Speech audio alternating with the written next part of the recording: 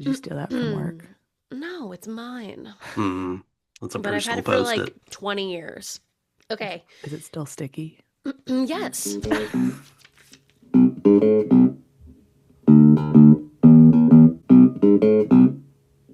Welcome to Court Captains, a volleyball podcast. Where we talk all things Major League Volleyball. I'm Kelly. I'm Nikki.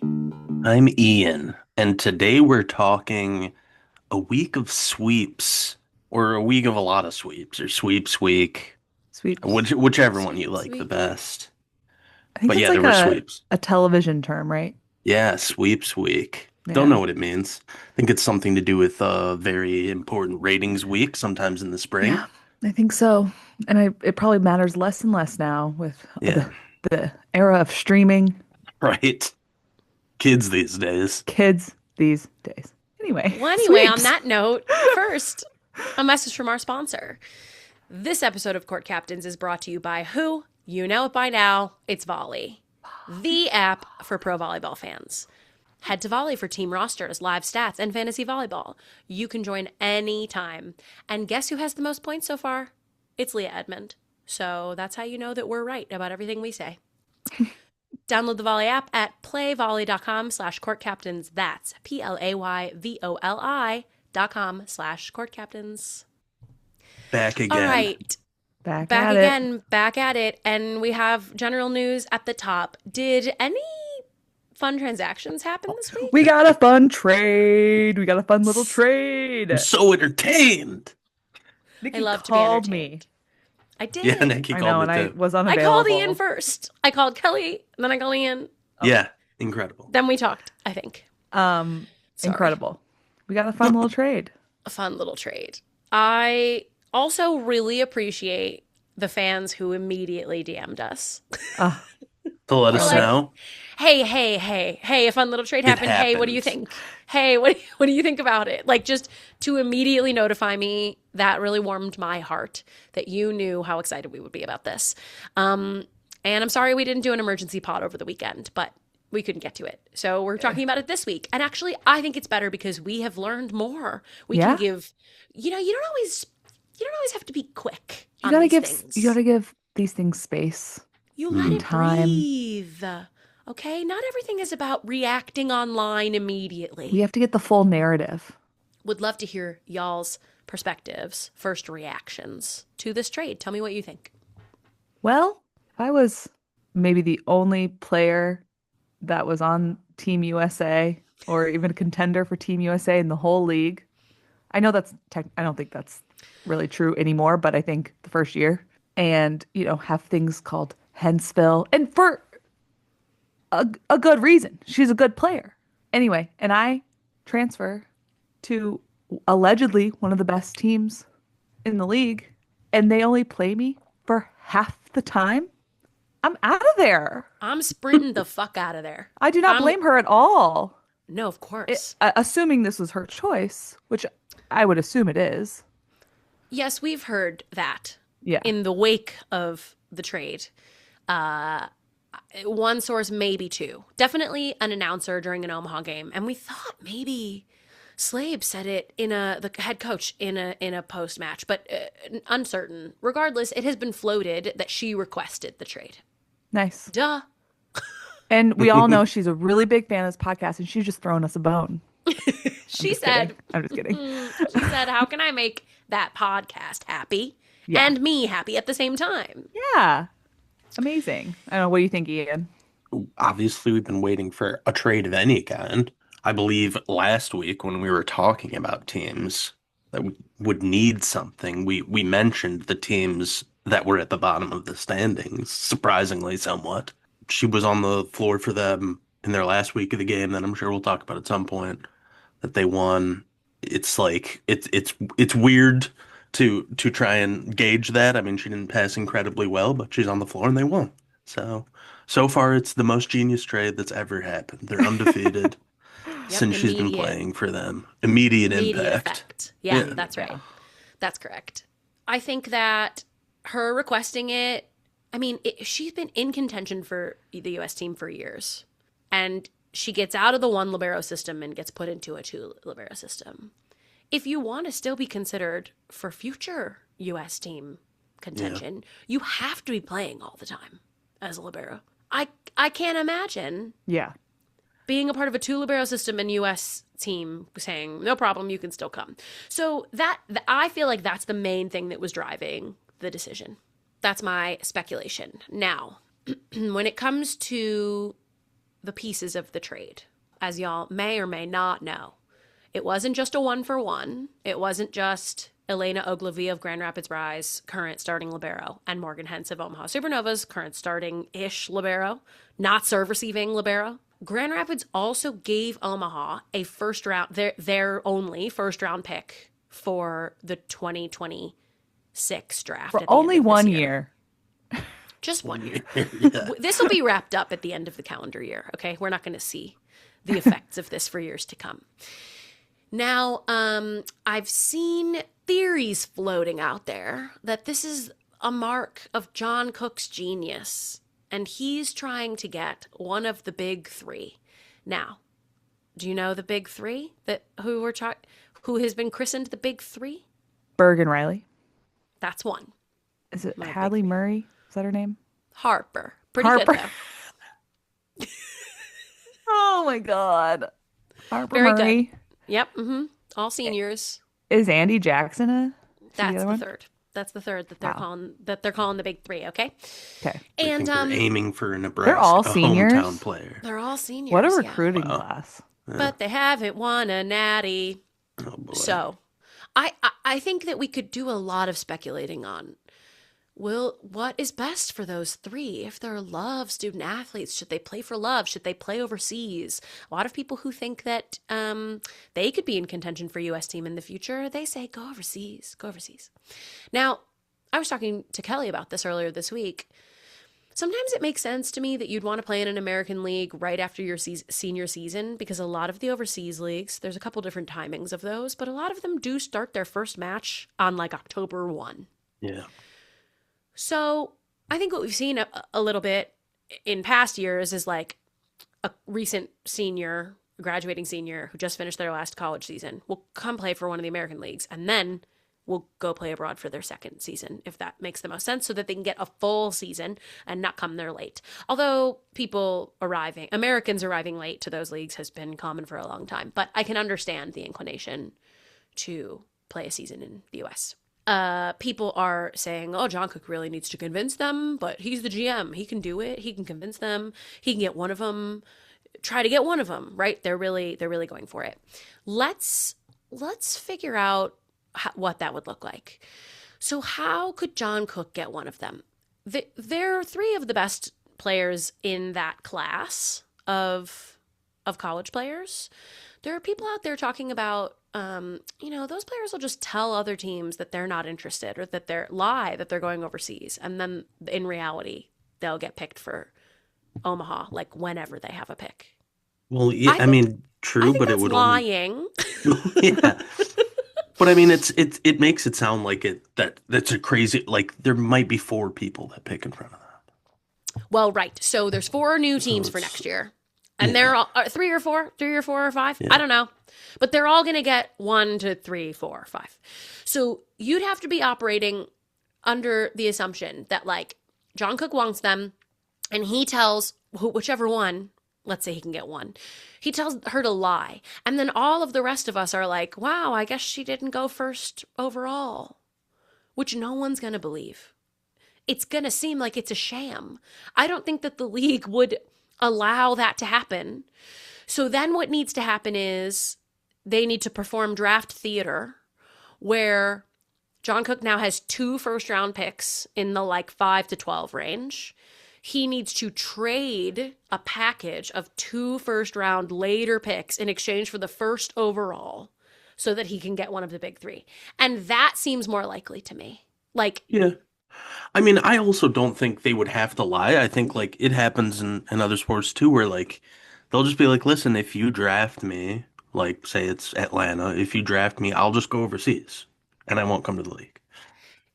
Yeah. And like, That because I happens in don't other want to play for, sports. yeah, like Eli Manning did not go to San Diego. He hated San Diego. He didn't want to go there. He wanted to go to the Giants. So they didn't draft him because Yeah. they knew he wasn't going to be happy there. And I could see that happening. Like if it's one of the three of them that are just like, listen, I won't come to the league if you draft me. That's Yeah. fine. You can, but it'll be a wasted pick. And I don't think anyone would draft them if they didn't think they were going to come to the league. It's a good point, but that stinks, Ian. It's Yeah. not, it's not, it's not fair, but I get Yeah. it. I mean, it How long do they have like their claim on the player? was like It's two been years. 2 years before. We Yeah. don't know if that Two changed, but years. Yeah, that's Yeah. significant. Which, yeah, but like in the case that, depending on the offers they get, I guess. I mean, I assume that if they're getting like a top level MLB contract, that's fairly competitive just from a salary standpoint, for a rookie, even I if think it's so. not, yeah, the best league or whatever. Hmm. Um, but yeah, if they're planning, like you said, maybe to do a year in the MLB and then go to Turkey or go to Italy, they might just say, well, I'll just go to Turkey now instead. Right. Like it would have been cool, but you know, Yeah, no, it's fair. It's a fair point. I guess it's all fair in drafts and war, you know? yeah. Well, and I just don't like we it. talked about it But last year too, where it does seem clear that like they're talking to these people before they draft them in large part, mm, right? Like they wouldn't have taken Mimi Collier if they didn't think she was going to come play with them. So yeah, it Yeah. does seem like more of that is worked out at the beginning or beforehand than you would think, just because of, the way that this works right now with the league being, in competition with so many other leagues around the world. But yep. Yeah. it's interesting Yes. though. There's Well, intrigue. so we'll see what happens there. I would love to respond to the criticisms of this trade. I'd love to hear them. Okay, so to the criticism that first round pick is a silly thing to give away, I say I don't know. Is it?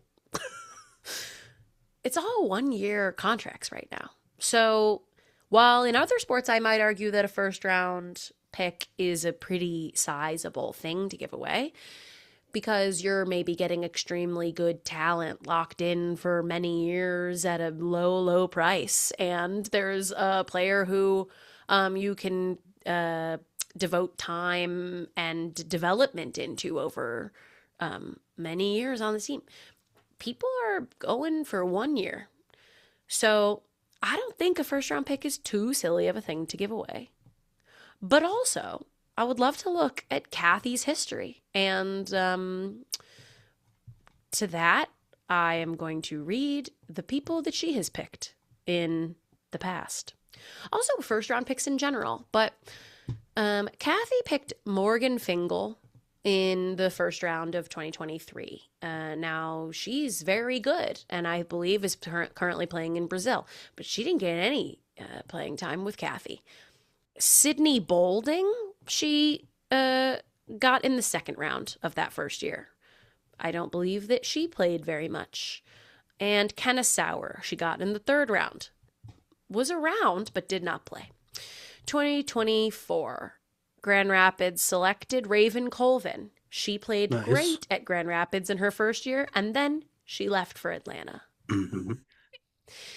Naya Shimei, she also played great for a couple of weeks, and then she quit the team. Now is on Orlando for the second year. Third round pick, Cameron Turner. Second string setter currently for Grand Rapids. Got in a little bit last year. This year, number 4 overall pick, Alexis Shelton, just started playing this week. And second round pick, Candela Alonso Corcelis, has not been playing. So what I see from Cathy's perspective is that I think that like picking a winner in the draft is like a little bit of a toss-up. You don't know who's going to make that jump from college to pro seamlessly, and you don't know like who's gonna get into your starting lineup. But at least from the perspective of like seeing what Cathy has done and how she's crafted her teams in the past, she tends to go for people who she acted with when she was coaching at Michigan State for 20 years. And that kind of makes sense to me, because we are seeing some like third year pros really kick off now. And there's a lot of development that you can make from age 22 to 25. Yeah. So anyway, I think that like draft picks are a little bit of a gamble anyway. And it also doesn't really seem to be Cathy's style to like go for someone who she knows will be in her starting lineup. Yeah. You know, I just on the topic of the first round draft pick being part of this trade, it's pretty wild that like Morgan approaches the leadership of her team in Omaha and says, "I'm going to leave. I want to leave." And they go, "Okay, what can we get out of this?" Yeah. Yeah. And like get that part of the negotiation. I don't know. I'd love to know more about like Yeah. those types of conversations because we're not agents and I don't know how that works. Never wanted to be. Never would. No, never claimed that we were.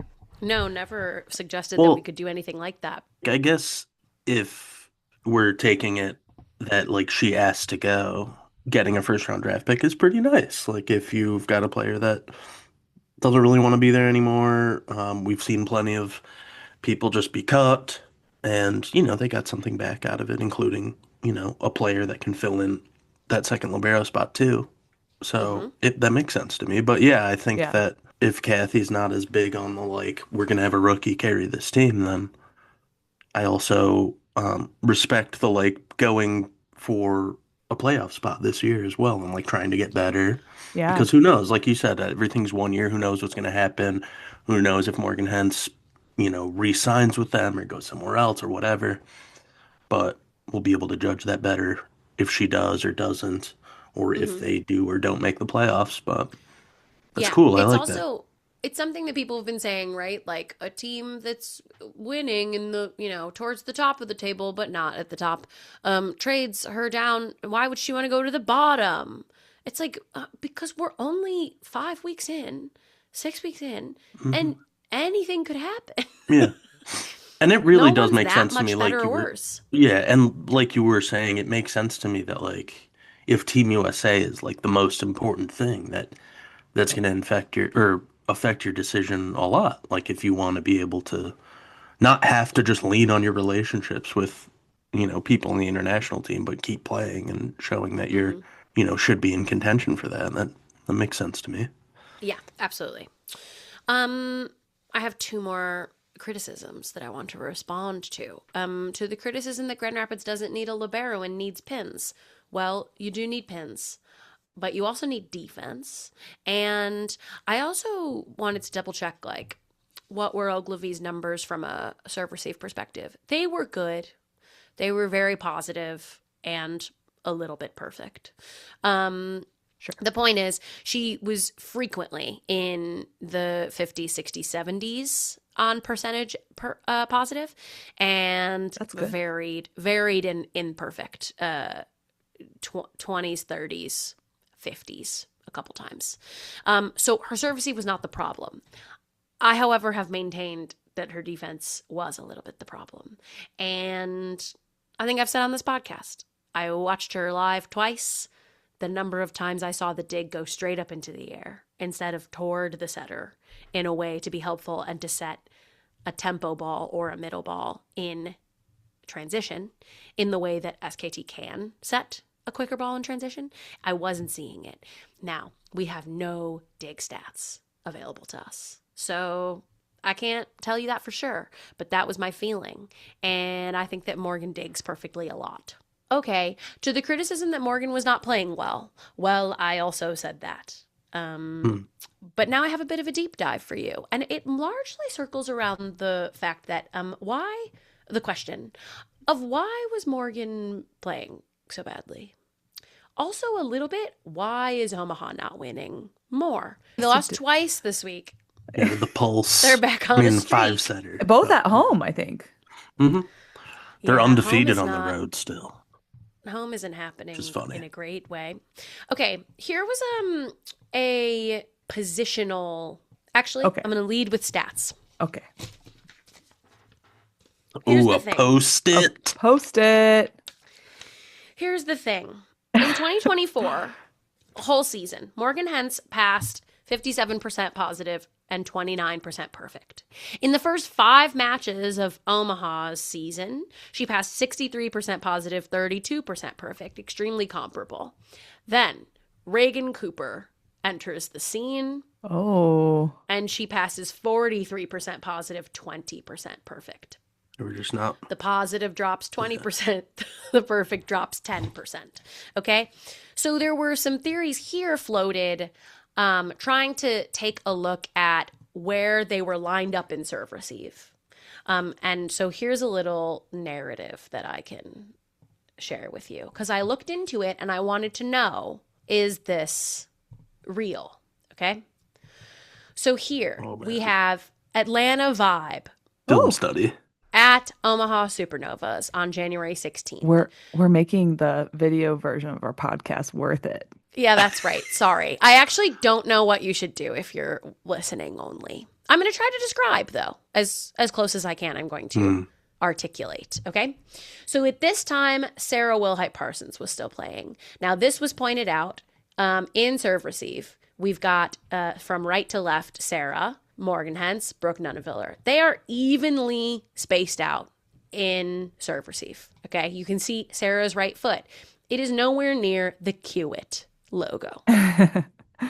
Okay, then we move forward to San Diego Mojo at Omaha Supernovas on January 30th. And here we can see it's just Reagan Cooper instead of Sarah Wilhite. Reagan Cooper is on top of the W. Morgan is way pushed over to her. So what they're saying is, Reagan, take less space. And now Morgan and Brooke are responsible for more of the court. Now, is this the smoking gun? Unfortunately, I don't think it is. Because later we look at the smoking Kiewit logo. The smoking W. Because then later, Columbus at Omaha were back to that logo. And I'm sorry, because I went backwards in time. But I found this. Here, Sarah's foot is on the W also. And it's because... So maybe it's just that rotation. It has more to do with where the server is standing. Server is, yeah. Thanks, Kelly. Sorry, I fucking buried it. But this is the only example where your server is on their left side versus these other two, the server's on their right side. Yeah. Okay? Or middle. That's actually interesting to me because... So I love this visual. Okay, so now we can talk about serve receive seams. We've never been able to talk about them before. So when your server is coming from the right back position, basically zone 1, when the server is serving from zone 1, typically the person that is in zone 1 on the opposite side, like diagonally, so where Sarah Parsons is right now, she would be taking the deep seam of the seam between her and Morgan. And Morgan will be taking the short seam. So actually, this does kind of make sense. Mm-hmm. I think it does. Yeah. It's hard. I mean, this is after the ball served? No, the ball is maybe in the air right now. Yeah. Where is it? Oh, it's I see right. It's their side of the net. You can't see where I'm pointing, but I'm pointing to it. Come on, figure it out.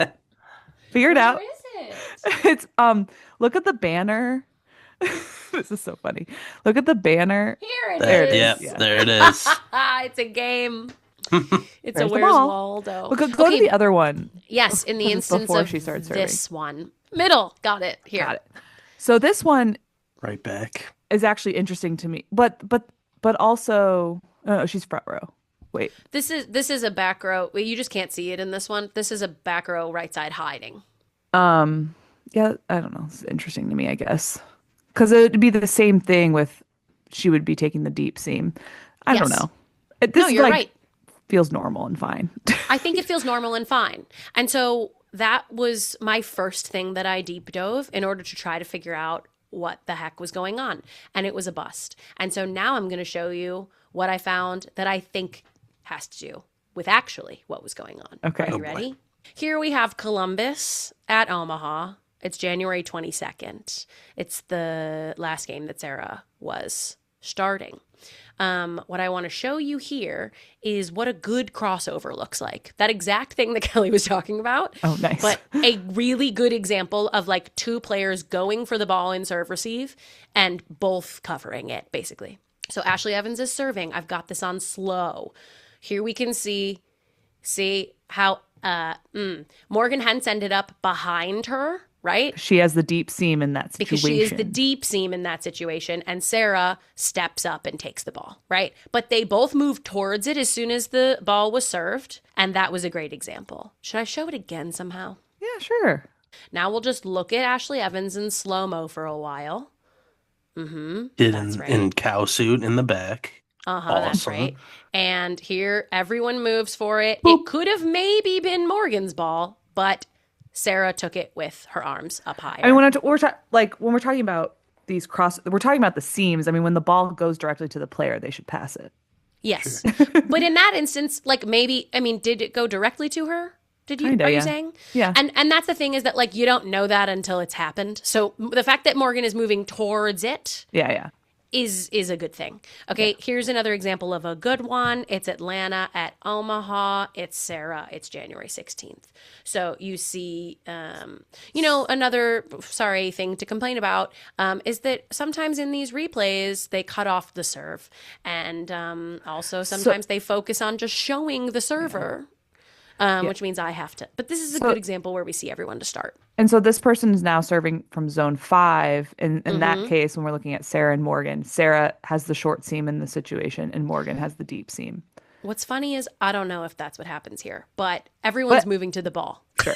I mean, at the end of the day, no, I mean, it kind of is. Oh, But wait, because Sarah's taking the short ball? Yeah. And Okay. also at the end of the day, this is Morgan's court in the back That's court. true. Like, It's her ball if she she wants gets to it. do what she wants. If she wants to get it, she gets to Yeah, get it. that's true. Also, maybe I misremembered, but here you go. No, it's perfect. Yeah. Look at that. Okay. Love it. Incredible. And is it a perfect pass? Not really, but it's okay because we still get to use the right side instead of just the outside over and over. Okay, now we move into the Reagan Cooper era, and I'm really sorry. I'm just trying to show we were like all for giving her a chance, right? We were all for it, but it might be causing some chaos. We're okay? just trying to give some justice to Morgan. We're trying to give a little justice to Morgan to show you what's going on. So we've got Reagan's been hitting really well. she's been hitting amazing, okay? And good, because she has to. Here, the server's coming from that side of the court, and we can't see the serve receivers yet, but it's Leck. So here, we've got, it's going between them, and Reagan doesn't move a muscle.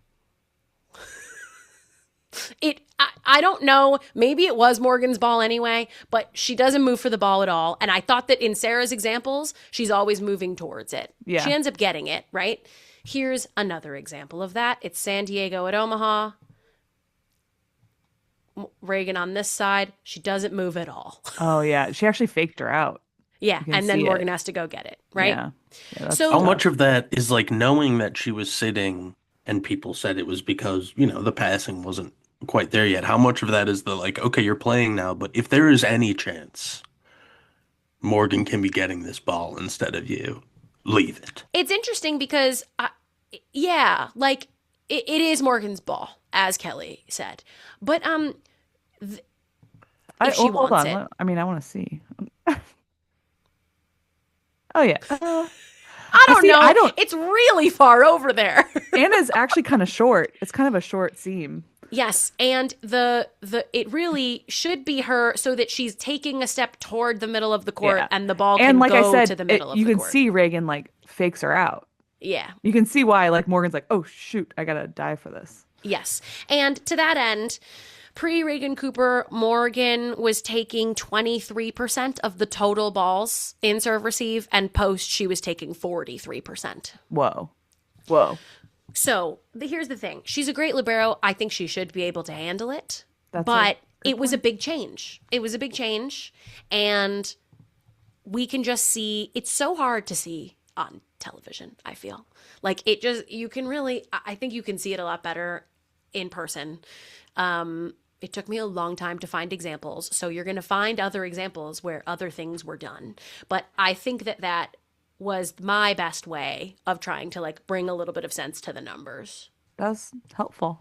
That was really helpful. I like the video interaction. That was fun. We should do that more. All right, I'll do my best. You need to get Nikki in one of those like studios where she is like a touch screen and Ugh, if you could give me Zooming some in. buttons, I would really love some buttons. Anyway, that's all I got for you on that. All right. Good luck to Morgan Hentz Yep. and all involved. Okay. Injury report.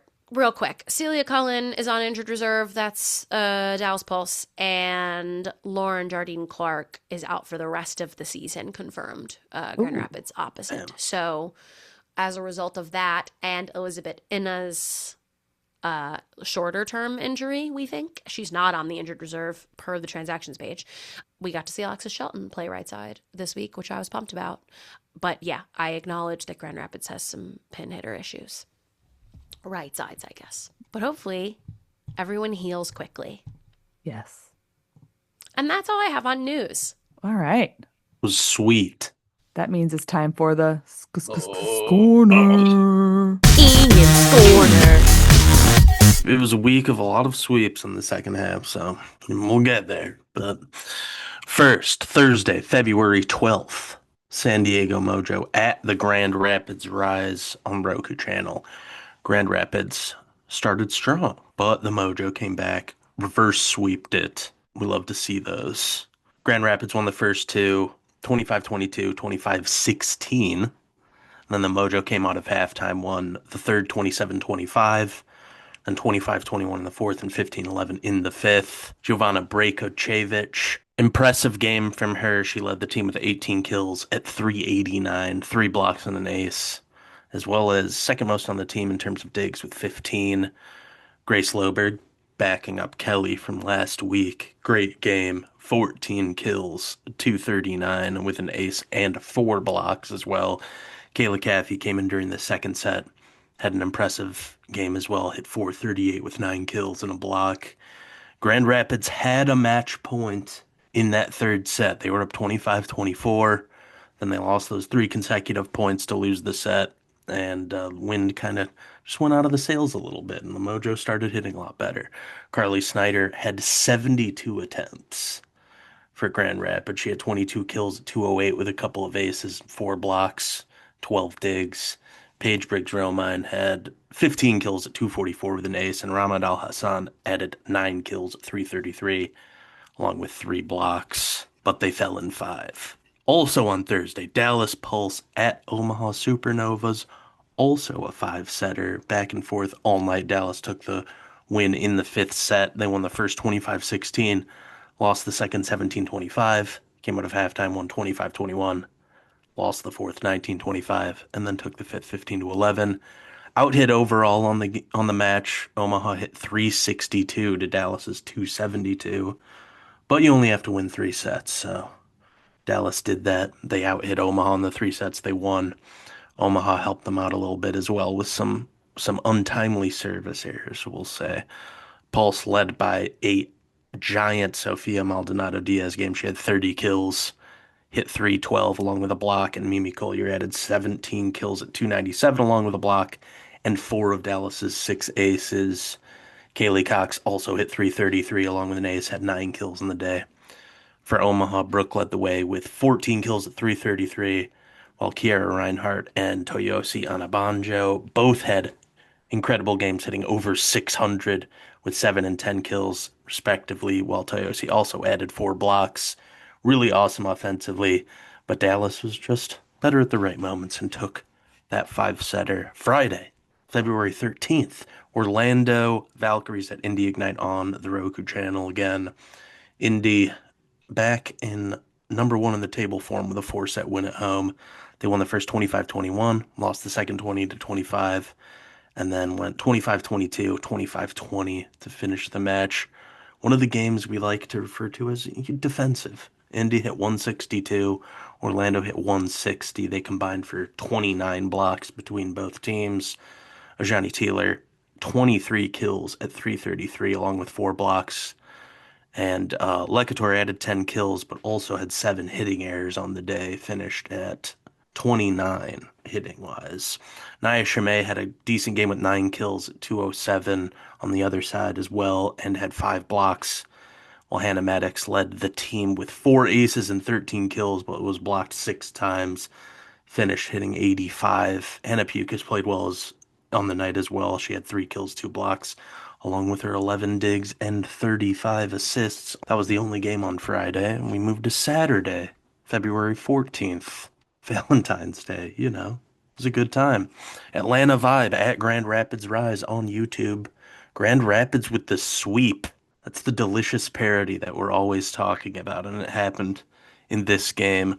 Paige Briggs Romine led Grand Rapids in attempts and kills, finishing with 13 at 179, but was buoyed by the rest of the team in terms of hitting percentage. As a team, they hit 324 to Atlanta's 179. Ramad Al Hassan had another awesome game, 9 kills at 500 with 3 blocks, and Carly Snyder added 9 kills as well at 364 with a couple of aces. Nikki mentioned earlier, Alexis Shelton was getting in. She had 7 kills, 350, and a couple blocks as well. Aiko Jones led the way for the Vibe with 13 kills at 222, followed by another solid Raven Colvin game, 9 kills at 286, and a couple aces with a block. Rare off day for Leah Edmond, who finished with 8 kills at 152, and she had 5 service errors on 8 serves, so wasn't the best day from the line for her. Also Saturday, Dallas Pulse at Columbus Fury on the Roku channel. Dallas looked awesome again, swept Columbus on the road, 25-23, 25-23, 25-20, so pretty close one. Mimu Collier continued her incredible season, 23 kills at 500, along with a block, while Sofia Maldonado Diaz had 16. She hit 387, and they combined for 9 service errors between the two of them, but they hit really well. So made up for it, man. It was a non-issue in the end. Kaylee Cox had another good game too, 8 kills at 389. Columbus hit pretty well. They hit 292 on the game to Dallas's 375, but it felt like Dallas's issues at the service line, especially in that second set, helped keep it close more than anything. Raina Terry, 15 kills at 414, along with 2 blocks. Really nice game.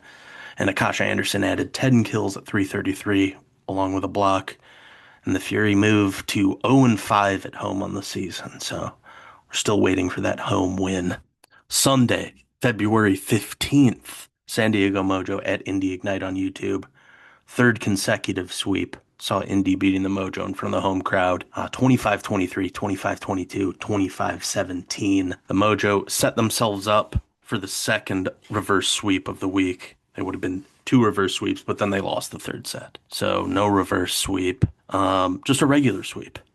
Indy led on the match by Lacatoro with 13 kills at 333, followed by Anna DeBeer having 10 kills at 200 with 4 aces. Blake Moeller also had a really good game, 8 kills at 500, along with 4 blocks. Mojo definitely struggled offensively. They hit 103 to Indy's 262, but led by another nice Grace Loberg game, 11 kills at 241 with a block. And in the end, they saw their 7th loss, and their struggles on the road continue.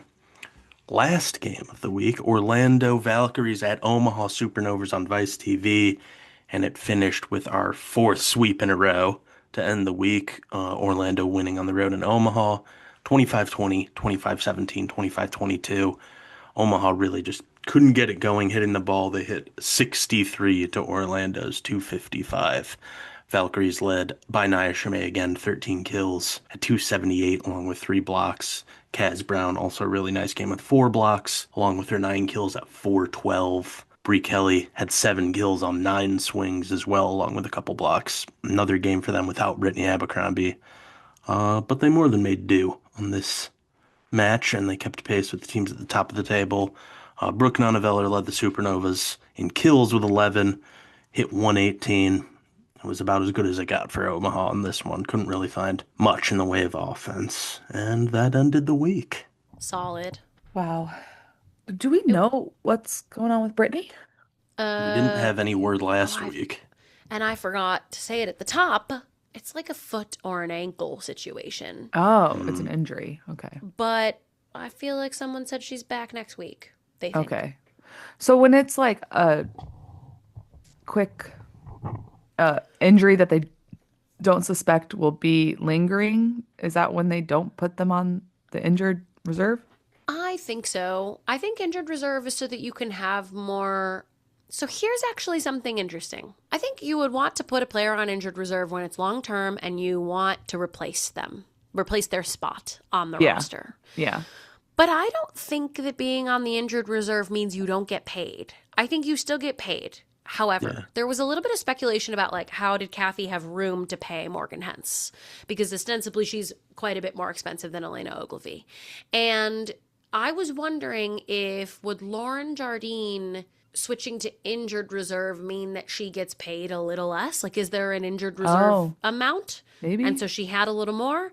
But yeah, the other option is that they're all saving a little bit of money for potential late season additions. sure.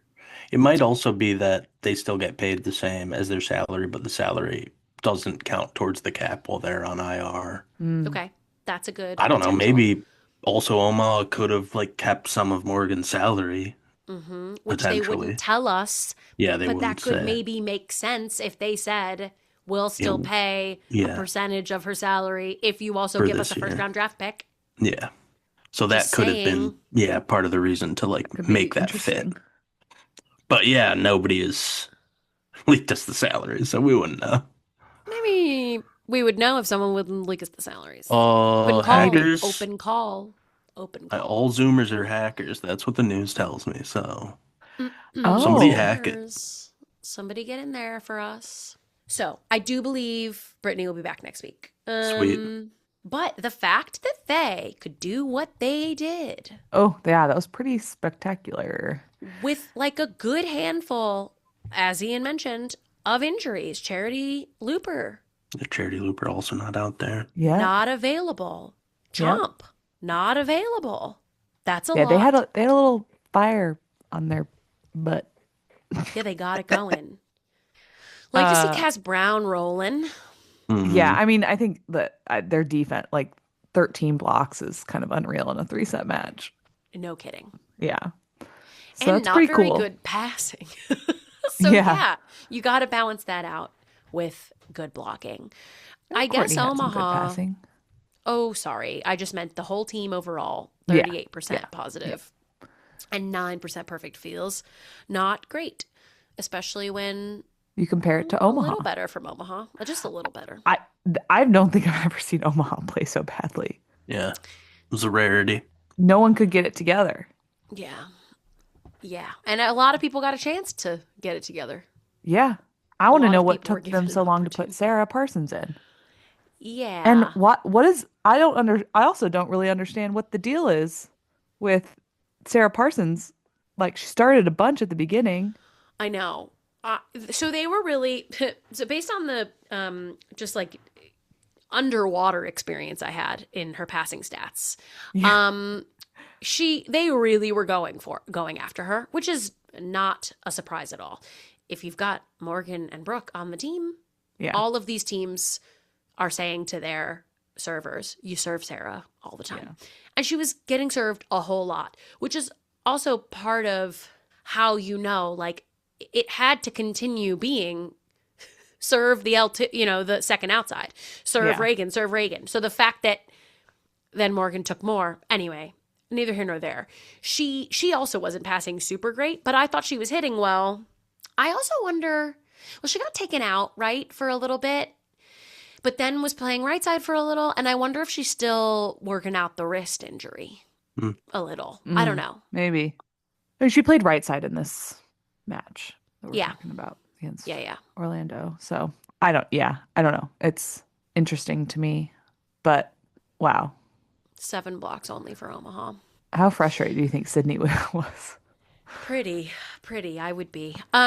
Something else that I noticed in watching all of these Omaha games is that I think they have much longer rallies than they did last year. I remembered feeling like when I was watching Omaha, like you can't let them have the ball too many times because they're just gonna like you gotta.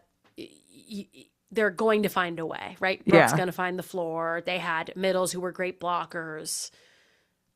I just remembered feeling like they don't do that many long rallies. If you give them enough chances, they will end it. And Yeah. I have seen them in such long rallies lately Yeah.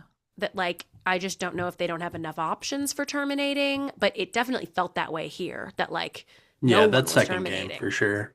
The first game, like they lost, but they played really well. I mean, they hit really well, and Mm-hmm. it was a five setter, so whatever. Yeah. But yeah, one after the next game happens, then it makes a 2-loss week look a little bit worse because it's a bad note to end on. I did Yeah. I did notice like in the first match against Dallas, like every single time Brooks swung at the ball, she almost always got blocked. A lot. Yeah. She got blocked a lot, but not to the floor. Mm-hmm. It was always like, okay, we gotta try this again. And that Yeah. was Mhm. very interesting to me. The So that speaks Dallas to your long game. rally. Oh, yeah, that's true. The Dallas game. I mean, Sophia Maldonado Diaz and Mimi Collier, like it was their court. Yeah. Oh, yeah. Maldonado did Like 64 attempts in that game. it was crazy. Yeah, it was pretty nuts. She was like doing this cut shot that they could not dig, except Morgan did eventually get it. And then just when they got that, she's like, "Oh, I'm gonna hit line now. Thank you." Yeah, I like her a lot. Yeah. She's so like cool, calm, and collected, I feel like too. Totally. Yeah. She's Well, good. and on the Omaha Player of the side, that week. was yeah, that was Mm-hmm. the game where like Kiara Reinhardt hit really well, and Mm-hmm. they had a Toyosi Anabanya Toy. or Oh Anabanjo yeah. played Oh really Yeah. yeah. well. That was an interesting because last week, Nikki, you were talking about how Omaha never sets their middles. And they set their Hmm. middles a lot in this match. And it was Yeah. really effective. And it showed like both of their middles, I think, hit over 600. Yeah. Yeah. Yeah, it's unbelievable. And by a lot, I mean, yeah, they 11 sets and 15 sets. Mm. More Literally than half of what the outsides got, Just, but yeah, still more than yeah. usual, more we'll than Yeah. say. usual. More than usual, for sure. And it worked, Yeah. but I mean, not well enough, I guess. I'm waiting for set your middles to not be my criticism, but it's always it's always what I want more of. Yeah, And but I mean like Dallas though, like they could not they were trying and they kept getting blocked or it was like not working. yeah, it's one of So those things where like outsides are used to having that weight on them, but you make their lives a lot easier when the opposing middle blocker doesn't think that it's going to them every time. yeah. So like outsides a lot of times can handle it. And in this instance they did. And that's Yeah. great.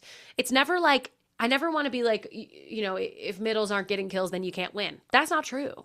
Yeah. Yeah. But it makes their lives easier and I think that you get more out of them out of outsides for longer if Yeah. you can do that. And that's just Yeah. what I've seen. Yeah. Or if you can just have more sweeps, like later you in can the have week more against Columbus sweeps. Fury, More sweeps. then your outsides Yeah. only have to swing 35 times. That's right. Which is good. That helps. But Kaylee Cox had 2 good games too, so Yeah. Yeah. Yeah. She did. Good that's for her. nice. Just one thing I want to talk about is that in the Indy match against San Diego, Elena Scott set a middle from the back row and it was crazy. And they didn't win the point and I feel really sad about it because I'm like, Damn it! they should have tricked San Diego with that. But honestly, I think Mhm. because it was like a broken play, right? And so like I think the middle was already on their way out to block the outside. And so like when the middle got set 31 ball, like Yeah. the middle was already there and like Yeah. yeah, but She also the middle whoever it was I can't remember was it Bodazat only had one direction to go with it. Yeah, yeah. Which is why like you don't frequently see a libero set a middle. But it was incredible. it was so cool. I was like, wait, what did I just witness? It was nuts. Just in the middle of the play too. Yeah. It's just like it just like kept going. And And we it were felt like, wait, like- wait, wait, wait. You gotta go back. It felt like no one acknowledged it I know. on the broadcast. I'm like, whoa. Yeah, Whoa. All hail. It was Elena really Scott. cool. It was so good. Let me actually it's during the set 3 of the Indy Yeah, so go San Diego find match that. if y'all want to go look. It was Oh, it was pretty so good. cool. I mean, I didn't have this on the agenda, and I don't know that I am prepared to talk about it. But did you see the rule change stuff from? I think it's from international level. The things they're going to try this summer. One of them is that the libero, can set in front of the 10-foot line. No. No. No. Kelly is against it. What the? No. That's one of them. The I other don't one like they're going that. to try is that the libero can serve for one middle. Okay, that's fine. Let Good him. with me. But the setting one, everyone's like, no, the libero's just going to be the setter. And I'm Yeah. like, Yeah. you know, I guess so. Because then you don't have to have a setter. It's still really But hard to do that from the left. Would they I do do. that from the right side? Well, they can be wherever they want to be. No, I know, but you can't. Yeah, so but you wouldn't have the libero playing defense on the left anymore. I And you don't probably think. wouldn't have the libero going in for the middle either. Or I guess maybe you would. Maybe you could. Yeah, But see, I haven't no, thought this through because you enough. still need a defensive specialist back. Like you still need someone to go in for the middles. Right, and you don't have enough subs for it to be a DS. So that must be what they thought. Are That yeah. are the Actually, reasons why. Oh, I'm coming I'm around. excited. I'm excited to see the inventive ways that people do work Utilize with this, this. utilize Yeah, it. yeah. How fun. But I don't think it's gonna stick, and I think it's stupid. Which is exactly how I feel about the double contact rule. Yeah, Well, but I don't know if maybe it will stick, but it's definitely stupid. yeah. There. Yeah. Okay. What else? No, anybody stand out? I mean, Indy obviously is boringly winning Indy's a all good the time, time. man. Indy's good Did time. you go through the standings, Ian? No. Just peppered it Kind of in. Indy at the top, 8-2. Dallas 7-3. Omaha 7-5. Orlando 6-5. Atlanta 4-5. San Diego 4-7. Grand Rapids 3-7. Columbus 2-7. It's all very close. Yeah, Indy finally actually on top on the occluded point system. 23 points to Omaha's 22. What? Yeah. What They do you finally mean? overtook them in the point system. Yeah, in points. Everyone In cares about points. points That's right. Points. Sorry, my that you bad. get I for didn't know what you wins. were meaning. I thought you were like how Indy lost to San Diego last week and now they beat them. Thank God. That I was mean, that too. weird. And they played them right like twice in 1 week, essentially. Yeah, it's weird. You know, scheduling mishaps. Well, here are some things that I'm excited about for next week. Can I tell you? Yeah, tell me. Or is it not time to do this yet? No, I just let's figured do. I spent a lot of time on the other stuff. No, I think we're good. Yeah, Okay, awesome. the only other thing I would want to say is like Atlanta getting swept by Grand Rapids. That was really good, Ian. You know, hive mind, same page. Yeah, I that was was a weird one. You've been plurbist. really, I mean, we've got Atlanta playing on Thursday and Saturday. Those are quick. That's Columbus and then Indy. I'm going to be paying close attention to Atlanta this week because getting swept by Grand Rapids was quite a thing. And Maybe now it's you've just got the Grand Morgan Hentz Rapids, aura game, the effect like of Morgan Hentz. yeah. I mean, PBR coming back after her illness, huge. Talk about that sweep. Yeah. And also talk about a player who's in her 3rd year of pro and has improved so much in this league since her 1st year. Yeah. It's Totally. something that we love to see. Yeah. She's passing great. Yeah, she's just like she gets stuff done. Yeah. Now, okay, listen, I thought that she was quite a force and yet she only hit 179. Sometimes numbers The aren't presence Opening real. up lanes for other people. Sometimes numbers passing are was great. imaginary. The presence was there, okay? I guess it's because she had 3 errors and got blocked 3 times. But Carly Snyder had a day. And anyway, I'm really appreciating Paige's game lately. And to that end, Grand Rapids coming off of that sweep. And now, can I read these blue circles correctly? Yes, I can't playing ever. Dallas. No, I really can't. Playing Dallas on Sunday. Can they perform at that level against this team that's up and performing really well themselves? That'll be a good game. I'm excited. Totally. My gosh, Indy also Thursday and Saturday. That's tough. That's quick Yeah. turns arounds. At And- Dallas, at Atlanta. At least they're not traveling far. True. Very true. Big hubs, big airlines. Meanwhile, Omaha and San Diego get a nice long break this week. They don't play until Sunday. And I believe same with Orlando. But how could you say for sure? Because blue circles. Blue circles. But yeah, I'm right. Orlando, Yeah, Omaha, plays on San Sunday. Diego don't play until Sunday, so they get some time. Yeah, it's starting to turn a little bit. Like now, the mojo and the rise. I mean, I love Showing that we some had a life. fun little trade. Just I mean, it it really really needed to changed. It really happen. changes the vibe of the season. Yeah, I'm It feeling a does. pulse from this Uh, season now. I hope everyone gets back in their mojo. I'm not going to participate in this. Well, Oh, I'm because you furious hate about that. fun. No, because I've already had entertainment provided to me by the Hates fun little puns. Hates trade. fun. Yeah. You guys could keep going. No, I'm No, done. I'm out. I'm out of them. All right. Well, should I play Let's us out? ignite this next. Should I rise to the occasion and play us out? Oh, she did it. Yeah. Nice. Thanks for listening to Court Captains, a volleyball podcast. Please, and we do mean it, we're really asking this time. We need some more positive ratings. Give us 5 stars on Spotify and Apple Podcasts if you like what you're hearing. Support small podcasts. And if you don't like what you're hearing, then please just go ahead and mind your business. Forget I ever said anything. Follow us on Instagram at CourtCaptainsPod and email us your questions or comments at courtcaptainspod@gmail.com. And if you're affiliated in any way with the Love But Club situation in any state in this country, We're saying if like you're a the youth parent, club situation. yes. If you're a parent, if you're a coach, if you're a director, if you're affiliated with it in any way, I would love to talk to you. I want to learn more. Nikki, really going hard on the journalism. That's right. I'm just trying to Well. eat wings and watch sports. You know what I'm saying? I don't talk to Well, I'm- And anybody. that's why you're here. Yes. That's And- a great niche. And don't forget to be the captain of your own court. Now more than ever. Now more than ever. All right. Goodbye. Have a good week. Bye.